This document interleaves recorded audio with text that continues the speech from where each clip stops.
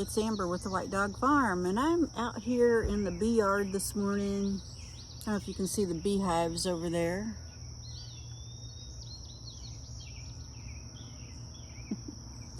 But I'm sitting out here this morning, and I was thinking, as I got ready and came out here this morning, I was thinking about some people that I know who are really going through some tough times and are really kind of battling discouragement. And that's something we all deal with at one time or another. I know for me, there are times when it seems like everything I try to do is 3 steps forward, 2 steps back. There are times when, I find myself praying, God, just please let my efforts pay off just a little bit, because it just seems like you're just spinning your wheels and getting nowhere sometimes, and it can get very, very discouraging. Last year I started to learn 2 new skills that can be pretty discouraging. One was making sourdough bread, which is both art and science and very challenging and has a high dropout rate. People who, I think I've read where, the majority of people who attempt it will quit. The other one was beekeeping, and beekeeping, that can be overwhelming, it can be discouraging, and both of those things require a lot of patience. I think I read somewhere where 80% of people who start beekeeping will quit. So I embarked on these 2 endeavors that are both very, very challenging, and I'm still here. I'm still working on the bees. I figured out the sourdough bread thing. Ooh, the sun just came out. But I'm still trying to figure out the bee thing a little bit. Let me see if I can move out of that sun, because that is right in my eyes. Okay, now the sun's out of my way. But yeah, and it has been a journey. It's been a battle sometimes. But I was watching my bees, and, they are up against really challenging things too. This year in particular has been discouraging for a lot of beekeepers because we've had so much rain. It just seems like it has been unending rain this year. We had 3 days there where we got 2 months worth of rain in 3 days. And it just seems like it's rare that we have had a day where we didn't have rain. And that makes it hard for the bees. If it's raining, the bees can't get out of their hive. They can't fly out and get pollen and nectar and all the things that they need to start building their honey supply. The sun's back again. I'm not going to complain about sunshine though, because we've had so little of it. I'm just going to move out of its way. But it's just been... And wind. We've had a lot of windy days, and bees can't fly in high winds either. So it really has cut into people's ability to produce honey, because the bees have not been able to get out and forage and bring in the stuff to make the honey. So it's been a little bit discouraging for an awful lot of people. So what do you do with all that discouragement? You quit? I'm not a very good quitter. I have historically hung in there when I shouldn't have at times. I just don't quit very well. I wouldn't quit learning how to make sourdough because I was not going to let flour and water defeat me. And kind of the same is true for beekeeping. I'm just not going to quit. It's expensive, so that might cause me to quit at some point, but so far so good.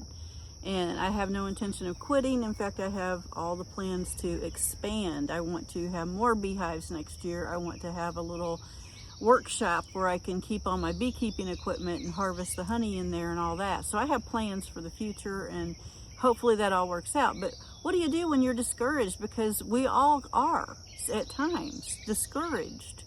Life is hard. It is so hard. And even your best attempts sometimes just go sideways.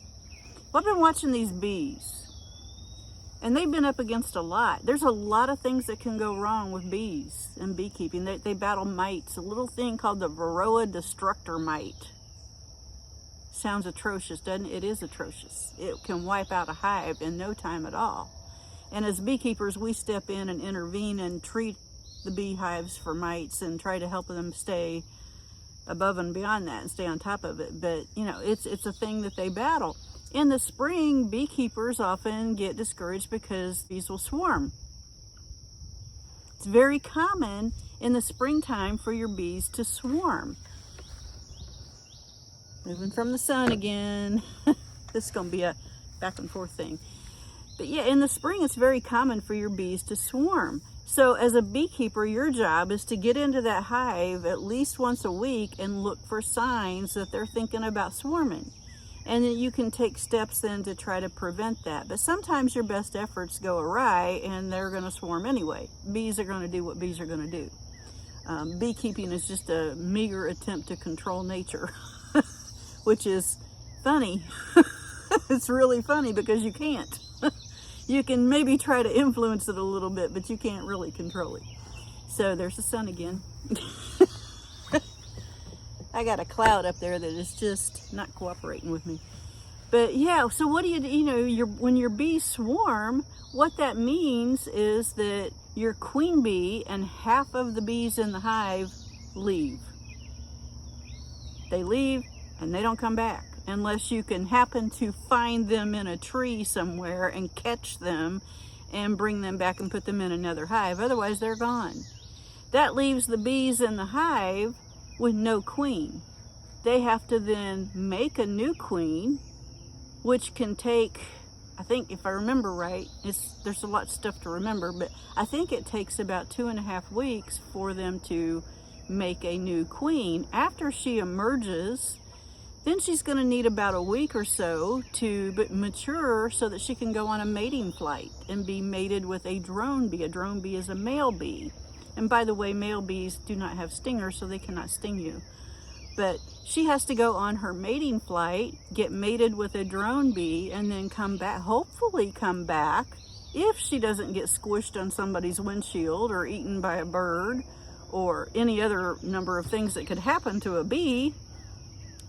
But she has to come back, and then she has to begin laying eggs. It can take a couple of weeks before those eggs are brewed and start to begin to emerge as bees. So you're looking at 1.5 to 2 months before your hive is operational and making honey again. That can put you way behind in honey production. Not just for you, but for them. They have to make honey so that they can survive the winter. So that's a big obstacle for beekeepers, and it's a big challenge to be able to get in there and watch for that and try to prevent it as best as you can. But anyway, back to the, discouragement, right? That's discouraging when you come out and you find out, okay, half my hive is gone. Now I got to kind of start all over again. And that's just life, though. It's a series of setbacks. Life is just a series of setbacks. The bees go through that as well. What do? Do they quit? I haven't seen a bee quit yet. I have not seen a bee quit.